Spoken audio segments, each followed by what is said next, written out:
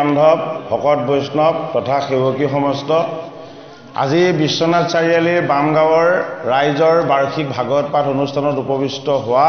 সমস্ত ভকত বৈষ্ণৱৰ চৰণত আমি মস্তক ৰাখি আমি কোটি কোটি প্ৰণাম জনাইছোঁ। আমি সেৱা আৰু নমস্কাৰ জনাইছোঁ সেৱকী বাপ সমস্তক, যিসকলে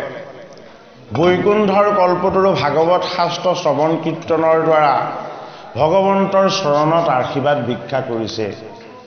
আমি সেৱা জনাইছোঁ আমাৰ কৃপালু পাঠক বাপদ্বয়ক, যেহেতু আজি অকণমান খৰধৰ ভাগৱত অনুষ্ঠান, যদি কেনেবাকৈ ভগৱন্তৰ সেৱাভাগ আমি যদি ধৰিবলৈ আহোঁ তেতিয়াহ'লে গোটেই দিনটো আগত লৈ আহিবলৈ পাব লাগে, যিহেতু হৰিৰ সেৱা আটাইতকৈ মংগলময় সম্পত্তি। কিন্তু আমিও বাক্যতে বান্ধ খাই আছোঁ। আজি আকৌ পাছবেলা আমি দিখৌমুখলৈ যাব লাগিব, অহা কাইলৈ তাত ভাগৱত অনুষ্ঠান এভাগ আছে। গতিকে আপোনাৰ সব কৃপালু ভকত বৈষ্ণৱৰ ওচৰত আমি আজি ক্ষমা প্ৰাৰ্থী। খন্তেক সময় আপোনাৰ সবৰ চৰণত আমি সেৱা ধৰি আমি যাব লাগিব। গতিকে সময় কম হোৱাৰ বাবে আপোনালোকে যাতে আমাৰ অপৰাধ মৰিহৰণ কৰে। কৃষ্ণ এ বংশ ছেদ দেখি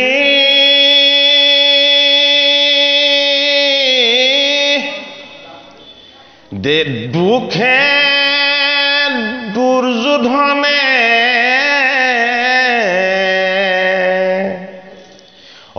দুৰ্নিক পাৰিলা গালি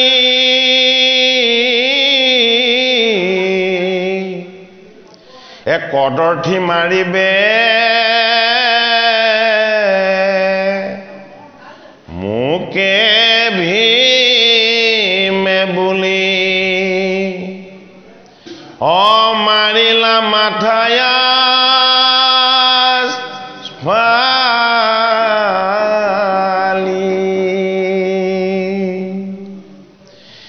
এ শুনিয়া দ্ৰৌপদী পুত্ৰ পাঞ্চগুটি কাটিলা দ্ৰোণী নিদ্ৰাত এ শোকে নুহিথিৰ হিয়া দুই চিৰ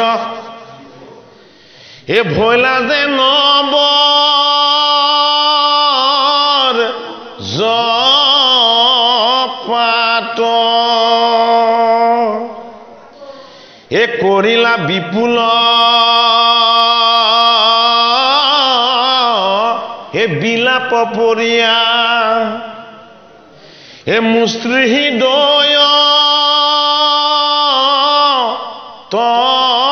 হানি এ ধৰি ধনঞ্জয় এ প্ৰবোধিলা তাংক এ শোকে গদগ দবানি এ দুৰ্জন দ্বিজৰ এ মাথা কাটিয়া এ যেবে আনিনে দুটক এ নুগুচৱে তাবে এ মহাসতী তোৰ এ দুষ্মহ পুত্ৰ ৰশোক এহি বুলি ক্ৰোধে কৃষ্ণ ধনঞ্জয় একে ৰথে গৈলা খেদি পলাই প্ৰাণ ৰাখি ৰথে অস্থামা তা সম্বাক লগনে দি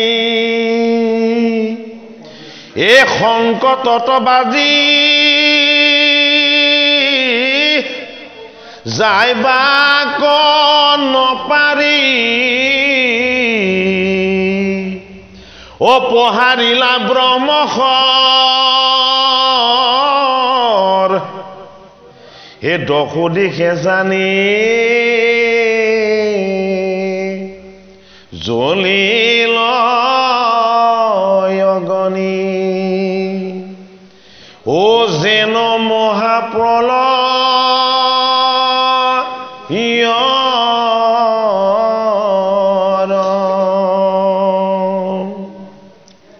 এ দেখি ধনঞ্জয় পায়া মহাভয় এ সখী কবুলি লাবানী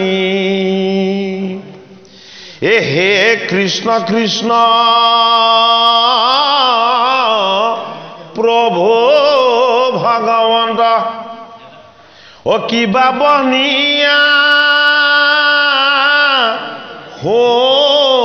হৈছানি সংকট সময়ে বাৰে বাৰে ৰাখা ভকতৰ ভয়হাৰি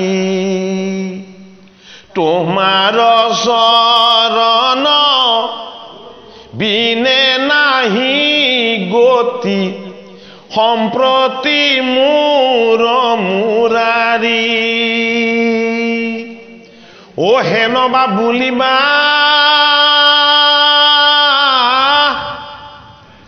আমিও মানুষ ও কৃষক কৰা গোচৰ হে জানিলো তুমি সি পৰম পুৰুষ অজগতৰে মহে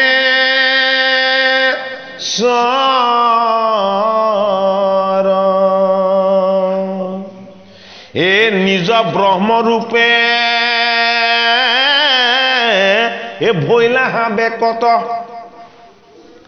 এ মন কৰি যোগতি এ মহাসুখে ক এ শৰণ ভকতে এ লভুক ভজি মুকুতি এ হেনয় ভকত বান্ধৱ মাধৱ ও তোমাৰ তেজি আখেব এ হুয়া অন্ধমতি এ কোননো সম্প্ৰতি এ ভজিব কয়া ন দেৱ এ জানিয়া চৰণে পখিলো শৰণে এ তোমাৰ মই কিংকৰ এ আকাশ কচানি আখৈ কিবা ব্ৰহ্মী এ কহিও মুত সতৰ হে কৃপালো গুৰুমূৰ্তি বাপ বান্ধৱ তথা আই সমস্ত সেৱকী সমস্ত শ্ৰীমদ ভাগৱত বৈকুণ্ঠৰ কল্পতৰু শাস্ত্ৰ এই শাস্ত্ৰৰ তত্ত্ব মৰ্ম অৰ্থ স্বয়ং ভগৱানৰ বাহিৰে আমি মোহমতী অজ্ঞানী মনুষ্যৰ কাৰণে ইয়া অসম্ভৱ কথা আমি এই শাস্ত্ৰভাগ ভগৱন্ত কৃষ্ণৰ বাংময় মূৰ্তি বাংময় মূৰ্তিতে ভগৱন্ত প্ৰভু কৃষ্ণ বিৰাজমান হৈ আছে এই শাস্ত্ৰৰ শ্ৰৱণ কীৰ্তন আৰু মননৰ দ্বাৰা আমি ভগৱন্তৰ চৰণৰ ছত্ৰ ছায়াত অকণমান ঠাইহে ভিক্ষা কৰিব পাৰোঁ তাতকৈ আৰু আমি বেছি একো কৰিব নোৱাৰোঁ গতিকে আজি সেৱকী সমস্তই আমাক পাঠ আৰু পৰ্যালোচনাৰ কাৰণে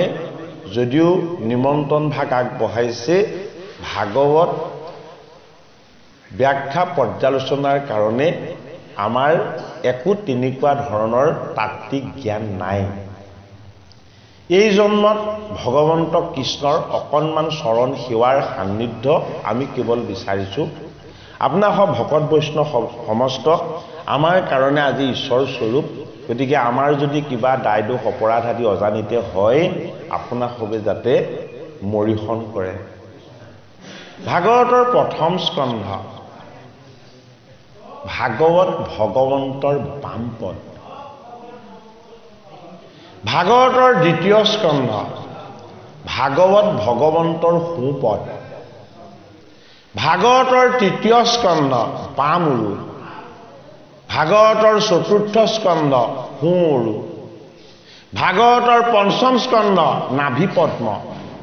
ভাগৱতৰ ষষ্ঠ স্কন্ধ তেওঁৰ বক্ষ হৃদয়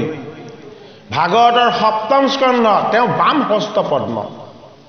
ভাগৱতৰ অষ্টম স্কন্ধ তেওঁ সোঁ হস্ত পদ্ম ভাগৱতৰ নৱম স্কন্ধ ভগৱন্তৰ কণ্ঠ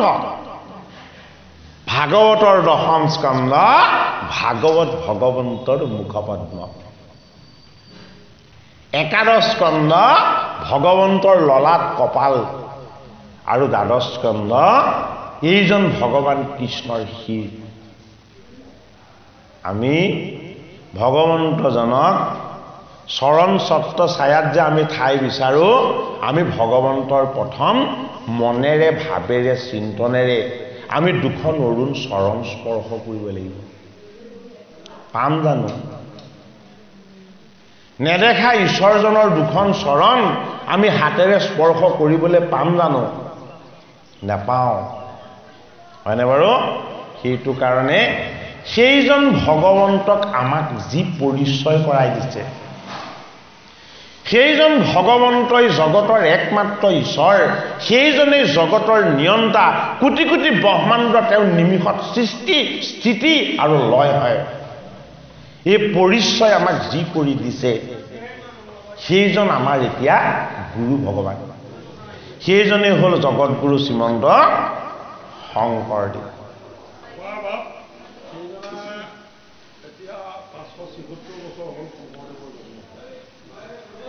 হয়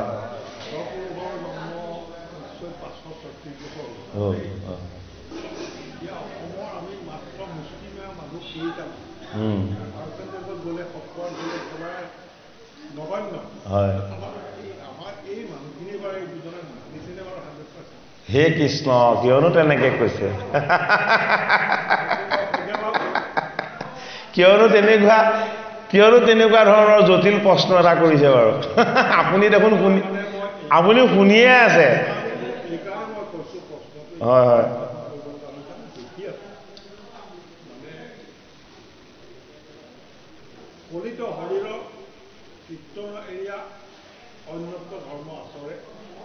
হয় আছে আছে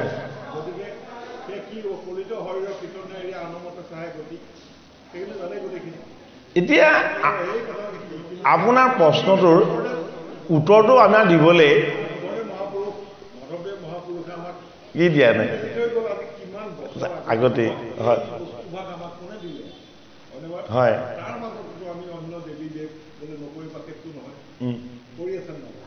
হয় আপোনাৰ যিটো প্ৰশ্ন এই প্ৰশ্নটোৰ উত্তৰটো আপুনি নিজেই দিলে আজি কেনেকৈ দিলে জানেনে গুৰু দুজনাক মণিকূটত লুকুৱাই থোৱা আছিলে শংকৰ গুৰু আমাৰে মাধৱ গুৰু আমাৰে লুকাই আছে এখন এটা মণিকূটৰ ভিতৰে কেনেকৈ মণিকূটৰ ভিতৰত লুকুৱাই থৈছিলে ভাগৱত নুচুবি গীতা নুচুবি চকু কণা হ'ব হয়নে বাৰু কিন্তু ৰসৰাজ লক্ষ্মীনাথ বেজবৰুৱাই কি কৰিলে ডক্টৰ মহেশ্বৰ নেওগে কি কৰিলে জ্যোতিপ্ৰসাদ আগৰৱালাই কি কৰিলে বিষ্ণু ৰাভাই কি কৰিলে হয়নে নহয় আমি এই সকলোতকৈ বেছি জানো ডক্টৰ মহেশ্বৰ নেৰু, পানীকান্ত কাকতি, লক্ষ্মীনাথ বেজবৰুৱা, হয়নে, জ্যোতিপ্ৰসাদ আগৰৱালা, বিষ্ণু ৰাভা, এই নমস্য এই ব্যক্তিসকলৰ আমি চৰণ চুবৰো যোগ্য নহয়। আমি যেন তেওঁলোকৰ চৰণ স্পৰ্শ কৰিবৰো যোগ্য নহয়। এইটো আমাৰ অনুভৱ দেই, আপোনালোকৰ কি অনুভৱ নাজানো। কিন্তু সেইসকলে কাক প্ৰত্যক্ষ কৰাই দেখালে? বিষ্ণু ৰাভাই, জ্যোতিপ্ৰসাদে কি বুলি গীত গাইছে? মোৰে জীৱনৰে সখা কৃষ্ণ, হয়নে? জ্যোতিপ্ৰসাদ আগৰৱালাই কেৱল কবিতা বা গানেই লিখা নাই, তেওঁ হৃদয়ৰ ভাষাৰে জনাই দিছে যে তেওঁ জীৱনত সখা হিচাপে কৃষ্ণক বৰণ কৰিছে, হয়নে বাৰু? আৰু যতীন্দ্ৰনাথ দুৱৰাদেৱে কি বুলি কৈছিলে? যে তোমাৰ লিখনি এনে কোনে কোনে লিখে সাধ্যকাৰ, গোটেই অসম জুৰি বিস্তৃত জীৱনী যাৰ। যতীন্দ্ৰনাথ দুৱৰাদেৱে তেখেতৰ কবিতাত লিখিছে যে তোমাৰ বিষয়ে কোনোবাই জীৱনী লিখিব পাৰিব জানো? কাৰ সাধ্য আছে তোমাৰ জীৱনী লেখাৰ হে গুৰুজন? গোটেই অসমতেই তোমাৰ গোটেই জীৱনীয়ে ব্যাপ্ত হৈ আছে, বিস্তৃত হৈ আছে, হয়নে বাৰু? জগত জুৰি যিজনৰ জীৱনী ব্যাপ্ত হৈ আছে, সেইজনক যদি আজিও চিনি পোৱা নাই, গতিকে আমিনো বাৰু তাত কি মন্তব্য দিব লগা আছে বাৰু?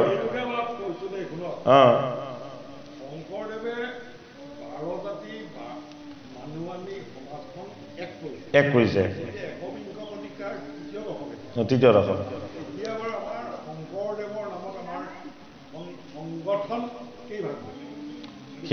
সেইটো আপোনাৰ প্ৰশ্ন নহয়, সেইটো আমাৰো প্ৰশ্ন। কিন্তু আমাৰ উদ্দেশ্যটো আৰু লক্ষ্যটো আমাৰ ভাঙোন্মুখী হ'ব নালাগে। আমাৰ কাৰো উদ্দেশ্য আৰু লক্ষ্য আমাৰ ভাঙোন্মুখী হ'ব নালাগে।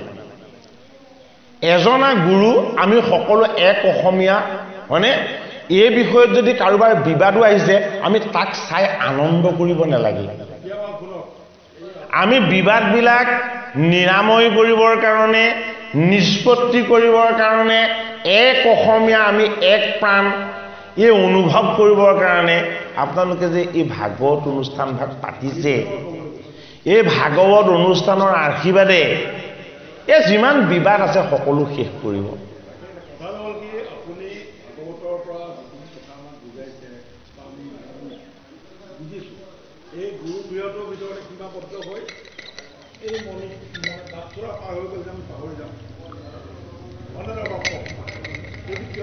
সেইটো কাৰণে গুৰুজনাৰ ধৰ্মত এটা ইমান শুদ্ধ ব্যৱস্থা আছে। গুৰুজনাই ধৰ্মটোত কেৱল মানৱকে সামৰি লোৱা নাই। গুৰুজনাই গুৰু ধৰ্মটোত কেৱল মানৱক সামৰি লোৱা নাই। এইটোৱে গুৰুজনাৰ আটাইতকৈ মহৎ বিশাল হৃদয়ৰ পৰিচয়। গুৰুজনাই আমাক কি লগু দিছে, মতো দিছে, আমি এইটো চাব লাগিব। আমি শ্ৰীমন্ত শংকৰ হৰি ভকতৰ জানা যেন কল্পতৰু বুলি আমি মুখেৰে গাই থাকিলে নহ'ব। গুৰুজনাই দিয়া লঘুকেইটা, বাণীকেইটা, উপদেশকেইটা আমি বাস্তৱ জীৱনত আমি অনুশীলন কৰিব লাগিব, কৰ্ষণ কৰিব লাগিব। গুৰুজনাই কি বুলি কৈছে? সমস্ত প্ৰাণীকে দেখি বেক আত্মসম। এইটোহে গুৰুজনাৰ ধৰ্মৰ মূল মত। কুকুৰ চিগাল গদৰ ভৰু আত্মা ৰাম, এইহে গুৰুজনাৰ বাণী। গতিকে সেইজন জগত গুৰু, যিজনে কি বুলি কৈছে? কেৱল অসমীয়া জাতি বুলি ভাগৱতৰ পদত, কীৰ্তনৰ পদত ক'তো তেখেতে সম্বোধন কৰা নাই। গুৰুজনাই সম্বোধন কৰিছে কি বুলি? গোটেই বিশ্বৰ মানৱক, উবানৰ লোক হৰি ভজিউক, গোটেই বিশ্বৰ মানৱকে আহ্বান জনাইছে। কি বুলি আহ্বান জনাইছে? হৰিক ভক্তি কৰা। কোনো জাতি ধৰ্ম তেওঁ সম্বোধন কৰা নাই। আৰু কি বুলি কৈছে? এ শুনা সবা সদস্য এ নেৰিবা শাস্ত্ৰৰ নয় এ হৰি গুণ ভাগৱত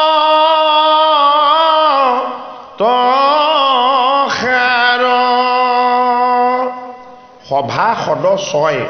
আমি গুৰুজনাৰ বাণীবিলাকৰ তত্ত্ব অৰ্থ আমি হৃদয়ংগম কৰিবলৈ যত্ন কৰিব লাগিব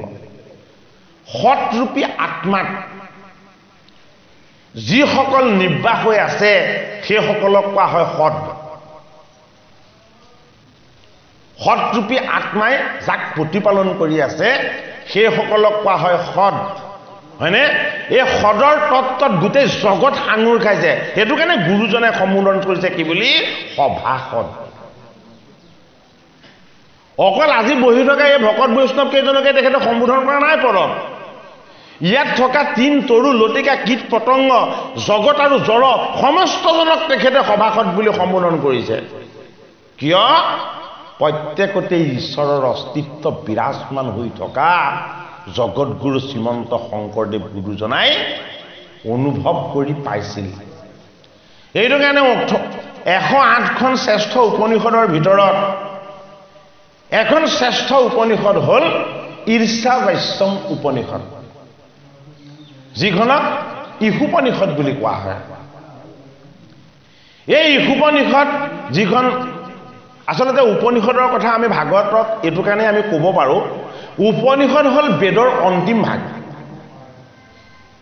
উপনিষদসমূহ গুণময় নহয় উপনিষদ বেদৰ অন্তিম ভাগ আৰু বেদৰ সাৰ ভাগ সেইটো কাৰণে গীতা এভাগ উপনিষদে গীতোপনিষদ নহয় কোনোবাই আকৌ প্ৰশ্ন কৰিব পাৰে আপুনি ভাগৱত পাঠত আকৌ কিয় উপনিষদৰ কথা আনিছে হয়নে বাৰু যে উপনিষদবিলাকৰ তত্ত্ববস্তুটো নিৰ্গুণৰ ফালে ধাৱমান এইটো কাৰণে ঈৰ্ষাবশ্যম উপনিষদৰ প্ৰথম মন্ত্ৰটোতে আমাক জনাইছে ঈৰ্ষাবশ্যম ইদম সৰ্বম য়ৎকিঞ্চ জগতম জগত তেন তক্তে ন ভুন্দিথা মা গিদা কস্য সিদ্ধনম ঈৰ্ষাবশ্যম ইদম সৰ্বম আপুনি মই সমস্তজনে চকুৰে যিমান দেখিছোঁ এই জগতত যিমান বিৰাজমান হৈ আছে প্ৰত্যেকটো বস্তুৱেই ভগৱন্তৰ পৰা প্ৰাপ্ত হৈছে ইয়াত কিঞ্চ জগত্যাম জগত তুমি জগতত যিমান দেখিছা আৰু শুনিছা তেন তক্তেন ভুঞ্জিতা ভগৱন্তৰ পৰা প্ৰাপ্ত হোৱাৰ কাৰণেই তুমি সেইকণ ভোগ কৰিবা কিমানকণ যিকণ ভোগ কৰি তুমি নিজক বৰ্তাই ৰাখিব পাৰা মা গিধ আনৰ দ্ৰব্য বস্তু সম্পত্তিলে কেতিয়াও লোভ নকৰিবা কিয় লোভ নকৰিবা তাত ভগৱন্ত প্ৰভু বিৰাজমান হৈ আছে হয়নে ঐ আমাৰ এতিয়া অসমীয়া মানুহেও বাহাদুৰি মাৰি কয় যে মোৰ 7 ঠাইত 7টা ফ্লেট আছে ঐ এয়া গুৰু ধৰ্মৰ প্ৰকাশ নেকি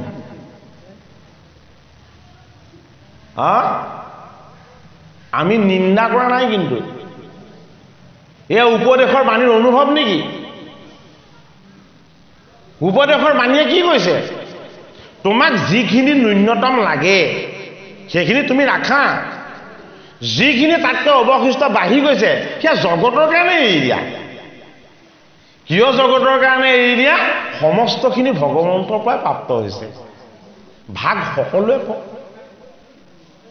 গান্ধীজীয়েনো আঁঠুৰ মূৰত চুৰি এখন কিয় পিন্ধিছিলে তেখেতেতো আগতে কোট পেণ্ট পিন্ধিছিলে গাত কিয় অকল এখন চেলেং কাপোৰহে লৈছিলে বেলেগ কিয় বেছি কাপোৰ পিন্ধা নাছিলে গান্ধীজীয়ে জোখ মাখ কৰি গোটেই অংকটো কৰি চালে এজন ভাৰতীয় মানুহৰ ভাগত কিমানখন কাপোৰ পৰে প্ৰতিজন ভাৰতীয় মানুহৰ ভাগত সেই সময়ত কিমানখিনি কাপোৰ পৰে তেওঁ হিচাপ কৰি চালে তেওঁ চালে এজন মানুহৰ ভাগত মাত্ৰ 1.5 হাত কাপোৰহে পৰে 3 হাত কাপোৰ কাৰো ভাগত নপৰে সেইটো কাৰণে বহুতজনে বস্ত্ৰহীন হৈ থাকিব লগা হয় কি কৰিলে যে মই প্ৰথম কামটো মই মোৰ পৰা আৰম্ভ কৰিম কি আৰম্ভ কৰিম মই যিমানখিনি পাম ন্যূনতম যিকণ নহ'লে মোৰ নচলিব মই কেৱল সেইকণ ৰাখিম আৰু গান্ধীজীয়ে কি কৰিছিলে যে মোৰ দেশত বস্ত্ৰৰ নাটনি মই দূৰ কৰিব কেতিয়াও নোৱাৰো কিন্তু মোৰ দ্বাৰা মই যিখিনি কৰিব লাগে মই কৰিম কি কৰিছিলে গোটেই দিনটো যতৰত সূতা কাটিছিলে আমি যদি গান্ধীজীয়ে স্বাধীন কৰি দিয়া সেইখন ভাৰত ৰাষ্ট্ৰৰ যদি প্ৰত্যেকে আমি সদস্য হয় তেতিয়াহ'লে আমাৰ মনটো কিয় ইমান ভোগবাদী আমাৰ মনটো কিয় ইমান উচ্চ অভিলাষী ভাৱজনা জগতগুৰু শ্ৰীমন্ত শংকৰদেৱ গুৰুজনাক চিনি পোৱাটো ইমান সহজ নহয় বাস্তৱ দৃষ্টিভংগীৰে আপুনি নিজক প্ৰশ্ন কৰক আপোনাৰ হাতত প্ৰয়োজনতকৈ কিমান বেছি সম্পত্তি আছে যদি আপোনাৰ লগাতকৈ আপুনি বেছি সম্পত্তি ৰাখিছে তেতিয়াহ'লে এই ৰাষ্ট্ৰখনৰ আপুনিও ক্ষতি কৰিছে প্ৰতিটো শুভ কাম প্ৰতিটো ভাল কাম সদায় নিজৰ পৰা আৰম্ভ হ'ব লাগিব যদি নিজৰ পৰা প্ৰতিটো ভাল কাম আৰম্ভ নকৰে আপোনাক কোনে ভাল কৰি দিব গতিকে শংকৰ মাধৱৰ নাম দুটা চিনি পালে নহ'ব কীৰ্তন দশম ঘোষা ৰত্নাৱলী কেৱল অধ্যয়ন কৰিলে নহ'ব বাস্তৱ দৃষ্টিভংগীৰে আপুনি গুৰুজনাৰ এজন বাস্তৱ সেৱক হয় নে নহয় এই প্ৰশ্নটো আপুনি হৃদয়ত জাগ্ৰত কৰক যদি সেই প্ৰশ্নটো আপুনি কৰি চোৱা নাই নিজে যদি সেই সৎ পথত থকা নাই তেতিয়াহ'লে আপুনি আনক কিবা এটা কোৱাৰ কেতিয়াও অধিকাৰ নাই গুৰুজনাই যি উদাৰ ধৰ্ম আমাৰ প্ৰতি আনিছে এই উদাৰ ধৰ্মত সমস্ত জগত সভাত প্ৰতিটো বস্তুৱে সমান কাৰো পৰা কোনো পৃথক নহয় গতিকে আমি প্ৰথম অনুশাসনেৰে নিজৰ অংকুশ নিজে লগাই নিজে স্থিতপ্ৰজ্ঞৰ দৰে হ'ব লাগিব বোলে কি দিনটোত যিমানকণ আহাৰ লাগে তাতকৈ বেছি নলওঁ মোৰ শীত-তাপ নিয়ন্ত্ৰণ কৰিব পৰা যিমানকণ বস্ত্ৰ লাগে মই তাতকৈ বেছি নাৰাখোঁ বেছি বিলাসী পোছাক পিন্ধি বেছি বিলাসী ঘৰ দুৱাৰত থাকি আমি কলৈ যাম প্ৰত্যেকৰে লক্ষ্যটোতো সেই শ্মশানখনেই হয় নে নহয় মনটো নিৰ্মল কৰি পবিত্ৰ কৰি মনটোক আনন্দিত কৰি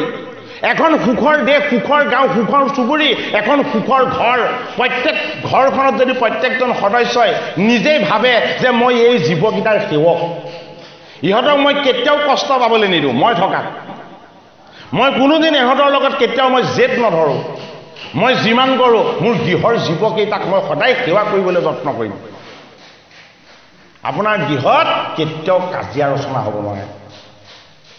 আমি কি ভাবো মই পিতৃ মই তোতকৈ ডাঙৰ মই মাতৃ মই তোতকৈ ডাঙৰ আৰু ল'ৰাই কি ভাবে মই কিয় ৰান্ধি বাঢ়ি খাম বাচন ধুম মোৰ মা আছে মই কিয় ঘটি পিটি ধন আনিব লাগে মোৰ দেউতা আছে এয়া আমাৰ সামাজিক দায়বদ্ধতা নেকি আমাৰ এয়া জীৱৰ দায়বদ্ধতা নেকি মই যদি ঘৰত আছো মোৰ যদি 3জন মানুহ আছে তেতিয়াহ'লে মই এই 3জনক ভকত বুলি ভাবিব লাগিব এইকেইজনক মই যিমান সহায় কৰিম মই ভগৱানৰ সিমান আশীৰ্বাদ পাম আপুনি ভকত বিচাৰি দূৰণিলৈ গ'লে হ'ব জানো প্ৰথম ভকতিৰ ভাৱটো আৰম্ভ হ'ব লাগিব আমাৰ গৃহখনৰ পৰা যদি আমাৰ গৃহখনৰ পৰাই ভকতিৰ সংস্কাৰ আৰম্ভ নহয় তেতিয়াহ'লে আপুনি শংকৰ গুৰুক পৰিচয় কৰি নিদিলে বুলি আপুনি প্ৰশ্ন তোলাৰ কিবা অধিকাৰ আছেনে বাৰু নাই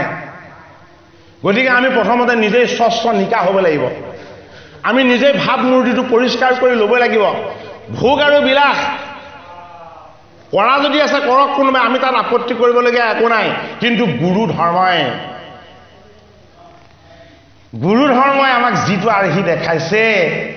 এই আৰ্হিত ভোগ বিলাসৰ স্থান নাই হৰি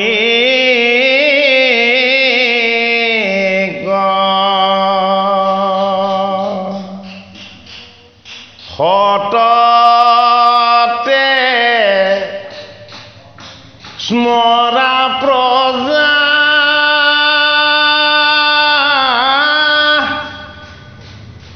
সমস্ত ধৰ্মৰ ইহে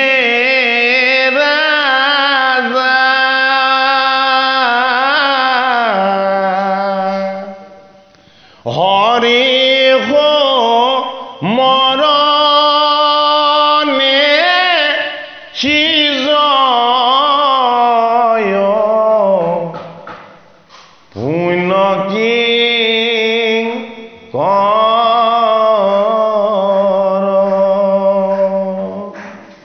এ নপাহৰি বাহা কদাচিত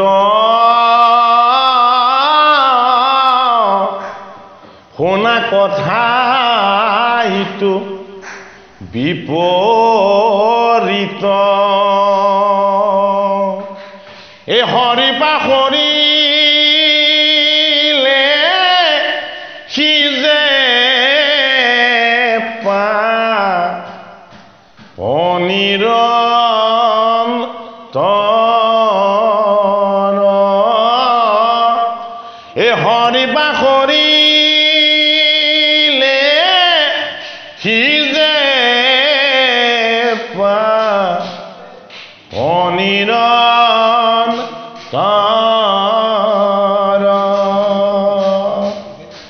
হৰিক মনত পেলোৱা মানে কি নেদেখা হৰিজনক মনত পেলোৱা নহয় হৰিক স্মৰণ কৰা মানে আত্মজনক মনত পেলোৱা মোৰ চিনাকি কোনজন ৰোগগ্ৰস্ত হৈ চিকিৎসাৰ পৰা বঞ্চিত হৈ ছটফটাই আছে সেইজনক মনত পেলোৱা তাক কোৱা হয় হৰিক স্মৰা পূজা ভোগবিলাক আৰু আনন্দ বৈভৱত থকাজনক মনত পেলাবলৈ হাক দিয়া নাই এই জগত সভাত যিজন আটাইতকৈ অন্তৰ্য হৈ আছে আটাইতকৈ শেষত আছে সেইজনক যদি স্মৰণ কৰা যায় এয়াহে হৰিক স্মৰণ কিয় মোৰ ভালৰ পৰা তেওঁক মই কি সহায়ৰ হাত আগবঢ়াব পাৰোঁ এই জগত সভাত যদি কিবা আনন্দ আছে কোনোদিন কিবা এটা লোৱাত আনন্দ নাই আপোনালোকে স্মৰণ কৰক কাৰোবাৰ পৰা কিবা এটা লোৱাত কোনো আনন্দ নাই যদি কাৰোবাক কিবা এটা দি সহায় কৰা যায় এই আনন্দ কিন্তু বৰ চাউতিযোগীয়া সম্পত্তি সেইটো কাৰণে আমাৰ বিহু আদি উৎসৱ পাৰ্বণবিলাকত ইষ্ট মিত্ৰসকলক আমি উপহাৰ দিওঁ কাৰোবাক কিবা এটা দি আমি আনন্দৰ ভাগ লওঁ এই বিকাৰযুক্ত কেৱল মোকেই লাগে মোৰে হওক মোৰে থাকক এই বিকাৰযুক্ত ভাৱবিলাকে আমাক ধৰ্মৰ পৰা অধৰ্মলৈ লৈ যায় ভাগৱতৰ প্ৰথম স্কন্ধত আমাক সেই সংস্কাৰ দিছে আমি কৈয়ে গৈছোঁ ভাগৱতৰ প্ৰথম স্কন্ধ হ'ল গুৰু ভগৱানৰ বামপদ গুৰু ভগৱানৰ বামপদত কি আছে গুৰু ভগৱানৰ বামপদত আছে ভকতিৰ সমস্ত ৰহস্য তত্ত্ব ভকতি কেনেকৈ কৰিব লাগিব আৰু ভকতি কেনেকৈ কৰিলে জীৱ উদ্ধাৰ হ'ব ভকতিৰ তত্ত্বটো কি এয়া হ'ল দ্বিতীয় স্কন্ধ ভকতি কেনেকৈ কৰিব লাগিব এয়া হ'ল প্ৰথম স্কন্ধ বামপদ গুৰুৰ ভগৱন্তৰ দ্বিতীয় পদটো ভকতি কি তত্ত্বৰে কৰা যায় এয়া হ'ল ভাগৱতৰ দ্বিতীয় স্কন্ধ সোঁপদ সেইটো কাৰণে এই শাস্ত্ৰভাগ মৈত্ৰৰ শাস্ত্ৰ নহয় এই ভাগ বৈকুণ্ঠৰ শাস্ত্ৰ এই শাস্ত্ৰই আমাক কথা কৈ আছে আমি শুনা নাই এই শাস্ত্ৰই ভগৱান হৈ আমাক দেখা দি আছে আমি দেখা নাই কিয় দেখা নাই আমি গুৰুক শৰণ ল'লো জানো বাপজনাই যে আমাক প্ৰশ্নৰ ভাগ আগবঢ়াইছে যে গুৰুজনাক এতিয়াওতো একবিংশ শতিকাৰ ৩ দশক পাওঁতেও আজিওতো গুৰুজনাক চিনি পোৱা নাই হয়নে বাৰু তেতিয়াহ'লে ভাগৱতৰ কথাই আমাৰ হৃদয়ত কেনেকৈ কৰিব গুৰুবিহীন জ্ঞান বিদ্যা কেতিয়াও সফল নহয় সেইটো কাৰণে আমাৰ কথিত আছে গুৰু লগা বিদ্যা পাখি লগা কাণ লক্ষ্যস্থানত উপনীত হ'বলৈ হ'লে গতিকে গুৰু আমি কাক বৰণ কৰিম ভাগৱতে প্ৰথম সেইটো দেখাইছে ভাগৱতে প্ৰথম স্কন্ধত সেইটোকে দেখাইছে আমি গুৰু হিচাপে কাক ভজিম গোসাঁইক ভজিম নে বামুণক ভজিম নে সুধীৰক ভজিম এইবিলাক আমাৰ আছিলে নে নাই ভেদভাৱ হয়নে ভাগৱতৰ প্ৰথম স্কন্ধত মহাভাৰতত সুতপুত্ৰ বুলি দ্ৰৌপদীয়ে অৱমাননা কৰি যে মই মাল্য বৰণ নকৰোঁ সুতপুত্ৰক সুতক নকৰোঁ মই বৰমাল্য দান কোনে কৈছিলে দ্ৰৌপদীয়ে কৈছিলে কি কাৰণে নকৰে তেওঁ অন্তৰ্য জাতি তেওঁ সুতপুত্ৰ হয়নে নহয় সেই ভুলটোৰ শুধৰণি হৈছে ক'ত? ভাগৱতৰ প্ৰথম স্কন্ধত। যি দ্ৰৌপদীয়ে সূত বুলি অৱমাননা কৰিছিলে, সেইজন সূতক মাতি আনি, অকুলীন সূতক মাতি আনি নৈমিষ ক্ষেত্ৰত 28 সহস্ৰ ঋষিয়ে গুৰুৰ আসনত বহুৱাই এই ভাগৱত কথা শ্ৰৱণ কৰিছে। গতিকে জাতি অজাতি হৰি নামে নেবাচে। যদি আমি হৰিৰ ভকত হ'বলৈ যত্ন কৰিছো, যদি আমি হৰিৰ সেৱক হ'বলৈ যত্ন কৰিছো, প্ৰত্যেককে আত্মাৰাম দেখিব লাগিব। কামটো প্ৰথম নিজৰ পৰা আৰম্ভ কৰিব লাগিব, বেলেগে একো কৰি নিদিয়ে। দৈৱকী নন্দন কৃষ্ণই পাণ্ডৱৰ পক্ষত সাৰথী হৈ যুদ্ধভূমিলৈ যাম বুলি কৈছে, কিন্তু তেওঁ আগতে জনাই দিছে, বোলে কি মই কিন্তু অস্ত্ৰ নধৰো। অৰ্থ কি? কি অৰ্থত কৃষ্ণই কৈছে যে মই অস্ত্ৰ নধৰো? এইটোৱে অৰ্থ, যিমান কৰিব লাগিব তুমি নিজে কৰিব লাগিব। মই তোমাৰ লগত শক্তি সামৰ্থ্য আৰু সহায় হৈয়ে থাকিম। যিমানখিনি কৰিব লাগিব হে অৰ্জুন তুমি নিজে কৰিব লাগিব। গতিকে ভক্তি আমাক কি বেলেগে কৰি দিব নেকি? হৰিক ভজা কামটো আমি কণ্টেক্সুৱেল কৰি কাৰোবাক ঠিকা দিব লাগিব নেকি? গুৰু ধৰ্মত এনেকুৱা ব্যৱস্থা নাই। এইটো কাৰণে ভাগৱত শাস্ত্ৰত প্ৰথম স্কন্ধত সৌনকে প্ৰশ্ন কৰিছে সূতক, আৰু এই সূত আছিলে অকুলীন, আৰু নৈমিষ ক্ষেত্ৰত সূতে সত্যবাদী এই ভাগৱত কথা কৈছে সহস্ৰ ঋষি। সেইটো কাৰণে ভাগৱতৰ ৰহস্য ভকতিৰ ভাগ যদি কেনেবাকে কোনোবাই পাইছে, সেইজন পৰম পবিত্ৰ। এই অপবিত্ৰ বস্তু যিটো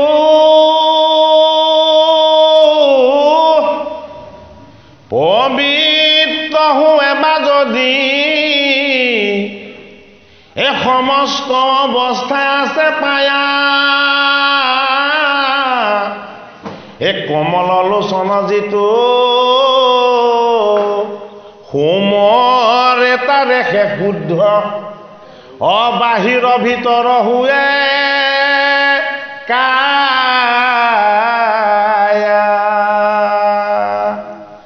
জগতৰ যিমান অপবিত্ৰ বস্তু আছে, প্ৰতিটো বস্তুকে পবিত্ৰ আৰু শুদ্ধ কৰিব পাৰে। কিহে? কমল লোচনৰ স্মৰণে। চন্দ্ৰৰ কাৰণে কিন্তু কমল লোচন নাম জনা অনা নাই। বেলেগ নাম এজনেও আনিব পাৰিলেহেঁতেন মাধৱ মহাপুৰুষে। তত্বৰ কাৰণে আনিছে কমল লোচন বুলি। নামৰ অনন্ত শক্তি। এই শক্তিৰ চৈতন্য প্ৰকাশ য'ত যেতিয়া হ'ব লাগে গুৰু দুজনাই তেতিয়া কৰিছে। কমল লোচন মানে কি? অভিধানৰ অৰ্থত যাৰ চকু দুটা পদুমৰ পাহিৰ নিচিনা তাক কমল লোচন বুলি কয়, হয়নে বাৰু? মাধৱে দেখাত পদুমৰ পাহিৰ নিচিনা অৰ্থত অনা নাই। মাধৱে কমল লোচন শব্দটো এইটো কাৰণেহে আনিছে, যিজনৰ দৃষ্টিত কামনা নাই, যিজনৰ দৃষ্টিত কাম নাই, যিজন নিষ্কাম, যিজনে গোটেই জগত সভাক ব্ৰহ্মময় দেখিছে, ভগৱন্ত কৃষ্ণৰ চৰণত শৰণ লৈ ভগৱন্ত কৃষ্ণৰ চৰণত ভজি, এই ভগৱন্ত কৃষ্ণৰ চৰণত শৰণ লৈ ভগৱন্ত কৃষ্ণৰ চৰণ ভজি যিজনে জগততে নিষ্কামমুখী হৈ এক কৃষ্ণদেৱ উপাসনা কৰিছে, সেইজনতকে পবিত্ৰ কোনো নাই। গতিকে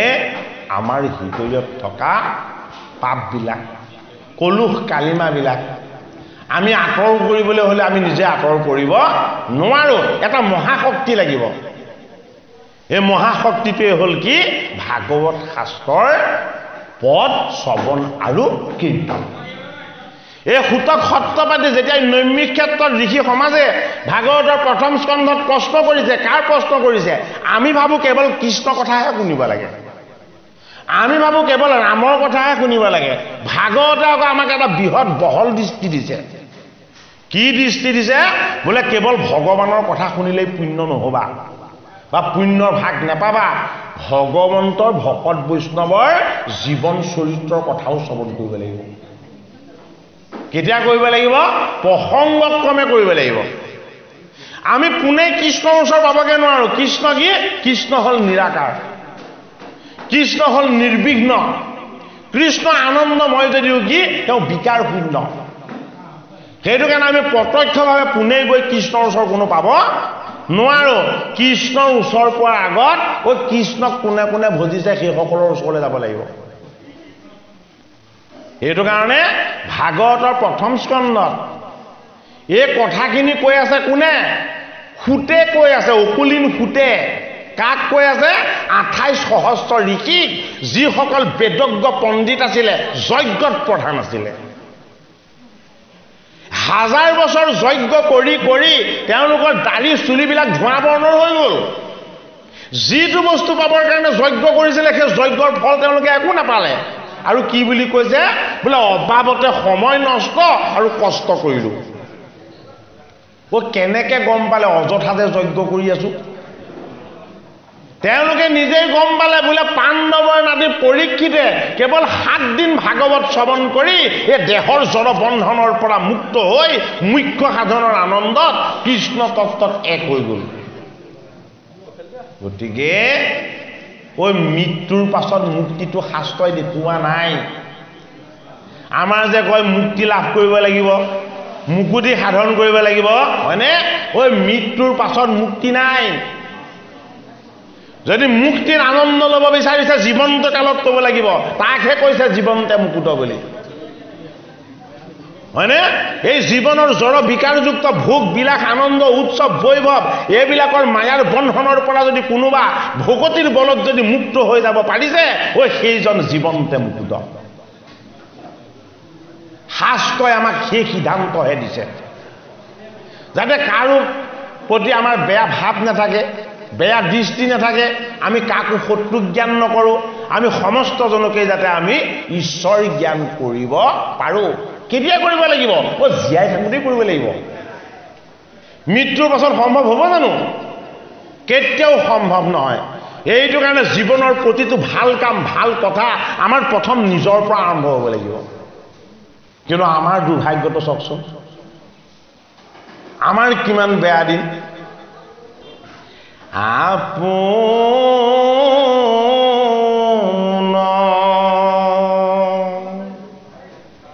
নামৰ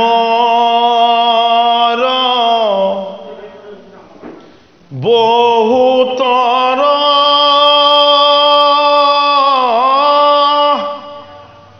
কৰি নিজ সৰ্ব শক্তি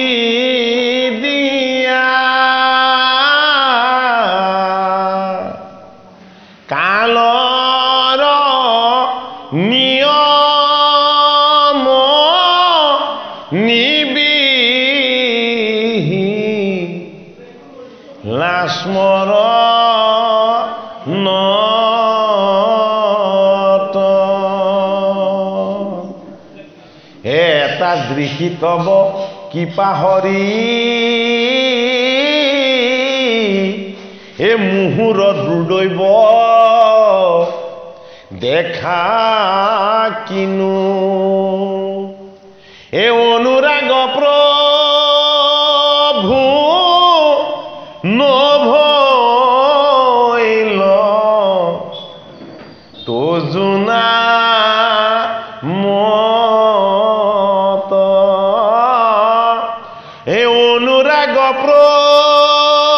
প্ৰভু নভৈল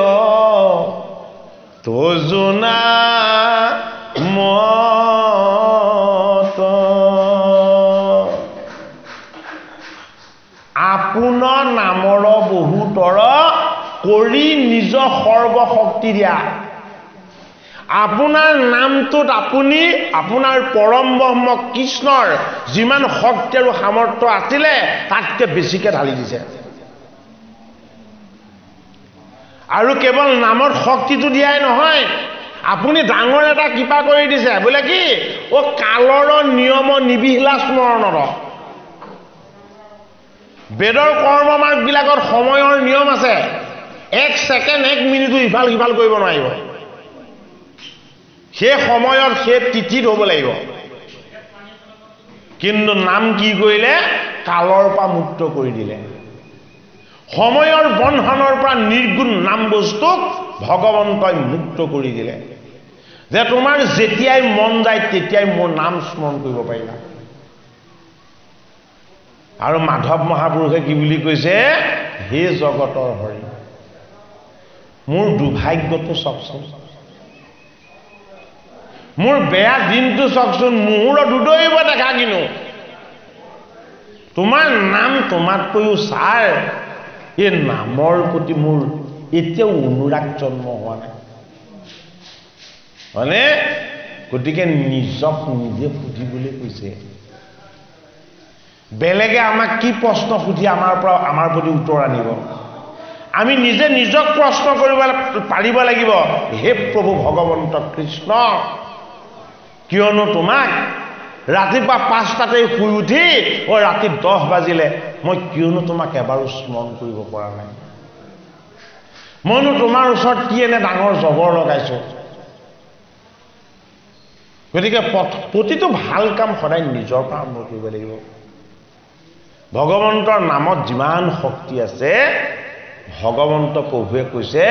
তাৰ ময়ে পাৰা নাপাওঁ এই প্ৰথম স্কন্ধৰ সত্যবাদী খুটে শৌনক আদি সহস্ৰ ঋষি যেতিয়া ভাগৱত ক'লে তেতিয়া খুটমুনিক তেতিয়া প্ৰশ্ন কৰিছে যে কিদৰে তৰুণ কালতে পৰীক্ষিতে দেহ ত্যাগ কৰিলে কিদৰে পৰীক্ষিতে 7 দিনতে মুখ্য সুখৰ আনন্দ পালে হে আমাৰ গুৰুজন বিষ্ণু বৈষ্ণৱত নাহি কি